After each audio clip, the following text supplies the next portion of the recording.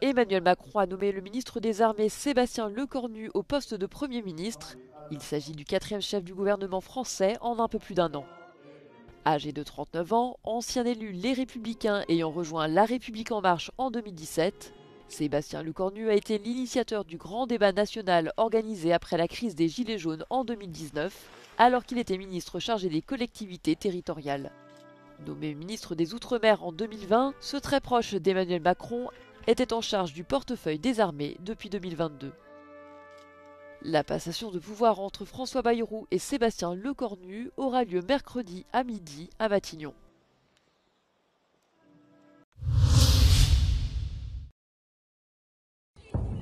Au moins 21 personnes ont été tuées après qu'une bombe russe ait frappé le village ukrainien de Yarova dans la région de Donetsk, à une dizaine de kilomètres du front. Selon Volodymyr Zelensky, cette bombe a tué des retraités qui faisaient la queue pour recevoir leur pension, tandis que 21 autres ont été blessés. Le président ukrainien a condamné la frappe, la qualifiant de brutale et inhumaine, et a exhorté la communauté internationale à renforcer les sanctions à l'encontre de Moscou. À plusieurs centaines de kilomètres au sud-ouest, la ville de Zaporijjia a été frappée par des drones Shahed, faisant plusieurs blessés et incendiant des maisons. Un habitant de la ville, encore sous le choc, décrit la scène.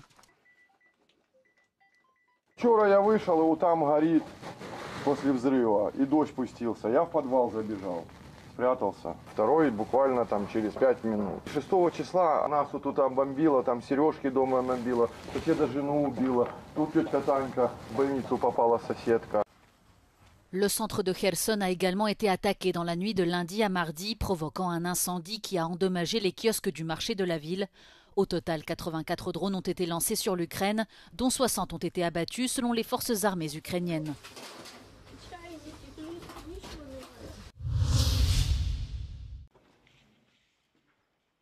Le Premier ministre portugais entame sa tournée en Asie. Première étape de ses visites, la Chine. À Pékin, Luis Montenegro s'est entretenu avec le président chinois Xi Jinping. Au Grand Palais du Peuple, les délégations chinoises et portugaises se sont entretenues à huis clos. La rencontre n'a été ouverte au public que pendant les 3 premières minutes. L'occasion pour le président chinois de saluer le rôle du Portugal sur la scène internationale. Il a exhorté le dirigeant portugais à œuvrer en faveur du partenariat entre la Chine et l'Union européenne.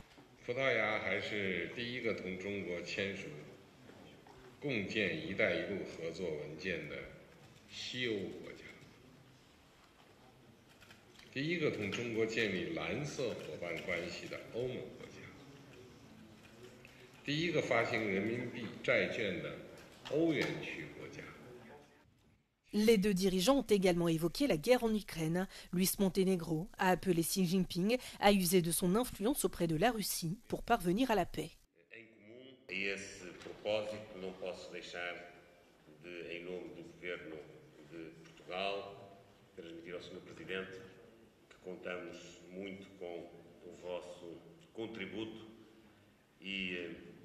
A relação próxima que a China mantém com a Federação Russa para podermos, o mais rápido que seja possível, construir uma paz justa e duradoura na Ucrânia.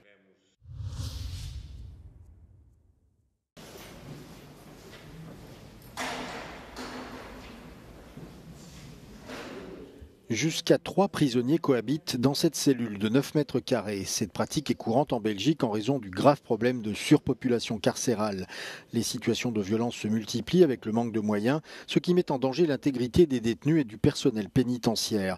Nous sommes entrés dans une prison désaffectée de Bruxelles qui a été récupérée par une association pour faire connaître des vies comme celle de Jean-Luc, qui est revenu voir les murs dans lesquels il a vécu pendant 18 ans avec des moments très difficiles.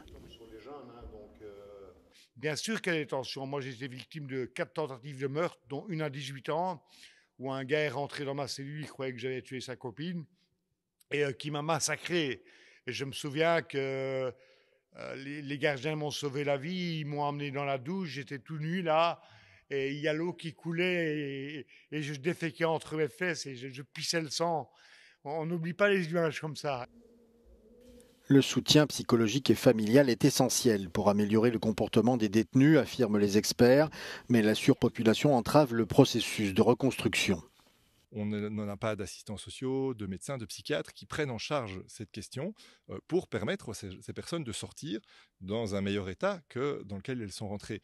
Et donc, on voit que la prison crée beaucoup de problèmes et crée de l'insécurité, puisque le taux de récidive de personnes qui recommencent est très élevé en Belgique. Donc, on voit que la prison est un échec dans la sécurisation de la société. La Belgique est l'un des pays européens où le nombre de prisons surpeuplées est le plus élevé, avec plus de 13 000 détenus dans des prisons d'une capacité de 11 000 places. Il s'agit d'un problème généralisé en Europe qui touche aussi et surtout la France, l'Italie ou Chypre.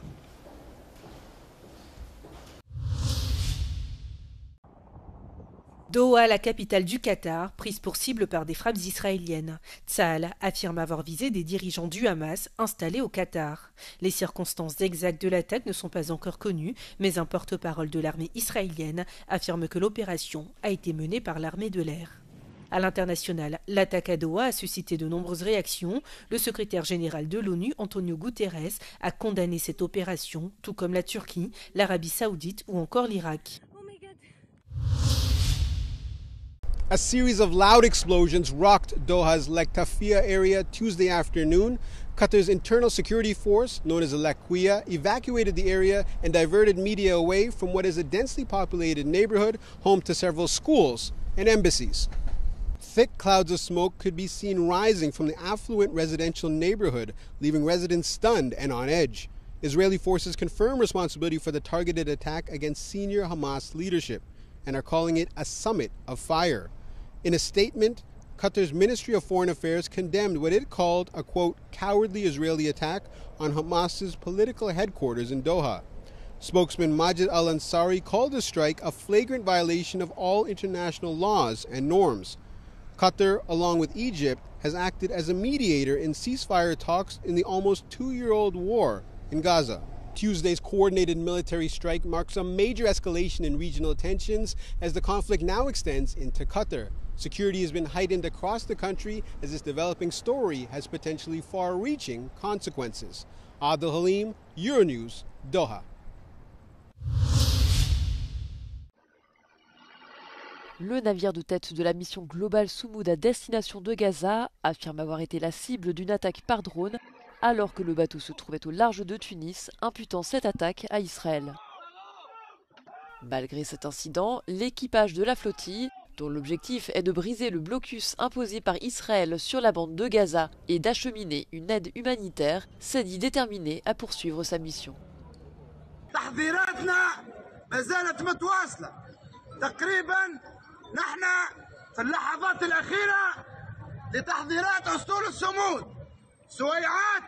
قبل الانطلاق نأكد لكم اللي الإرادات أقوى والعزائم أكبر في اتجاه كسر الحصار.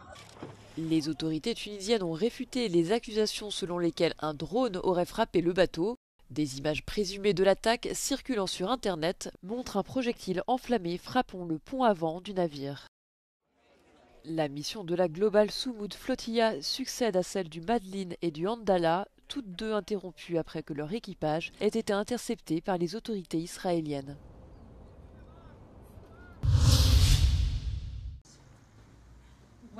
Comment appréhender le journalisme à l'ère de l'intelligence artificielle ? C'est pour essayer de répondre à cette question complexe que la célèbre journaliste américaine Cheryl Phillips s'est rendue à Athènes cette semaine, où elle participe à l'université d'été sur l'IA et le journalisme informatique. Professeure à la prestigieuse université de Stanford et récompensée par plusieurs prix Pulitzer, Cheryl Phillips garde cependant les pieds sur terre et reste fidèle à sa passion initiale. Journaliste un jour, journaliste toujours, a-t-elle en effet déclaré à Euronews à propos de sa récente récompense. Face au bouleversement engendré par l'IA, Cheryl Phillips reste confiante que le travail des journalistes est plus important que jamais. This year, I was part of a collaborative effort which involved 9 local news organizations, the New York Times and Big Local News, which I run out of Stanford University. And I think the thing that is notable to me is I've actually been lucky enough to have been a part of a few other Pulitzers in the past, but this one was a true collaboration among local newsrooms, and I think that's where we see the power in local journalism, if we can work together to find unique stories out of one set of information or data for our local communities, because that's where we'll find impact. And I think that's what the Pulitzer jury was awarding. I think local news is imperative. It's critical. And AI is, like anything computerized, is only as good as the information that is put in. And while there are a lot of AI models and you can use AI tools for good, in terms of being able to process and put out information, if you don't have local journalists, you're not going to have good information. Comment une figure emblématique du journalisme comme Cheryl Phillips perçoit-elle l'intelligence artificielle? La considère-t-elle comme une bénédiction ou comme une malédiction? Both. I think it's for the better and for the worse. And I think that's true of any new tool. We can find good ways to use it and bad ways to use it. And so we have to be vigilant and make sure that we're using it toward the good. So I think the challenges for journalists is, one, to make sure that they're keeping the human involved in the AI loop, as they say, because otherwise we'll end up with misinformation, and we have to be very careful about that. And the other challenge for journalists is learning to use AI effectively so that they can scale up what they are doing and have greater impact. Enfin, Cheryl Phillips a quelques conseils à donner aux lecteurs, alors que l'intelligence artificielle et les réseaux sociaux bouleversent le rapport à l'information. I think that readers need to also become familiar with what AI can do for them, and to also be skeptical. So there's a saying in journalism that if your mother says she loves you, you should check it out. And I think if AI says something that is true, you should check it out.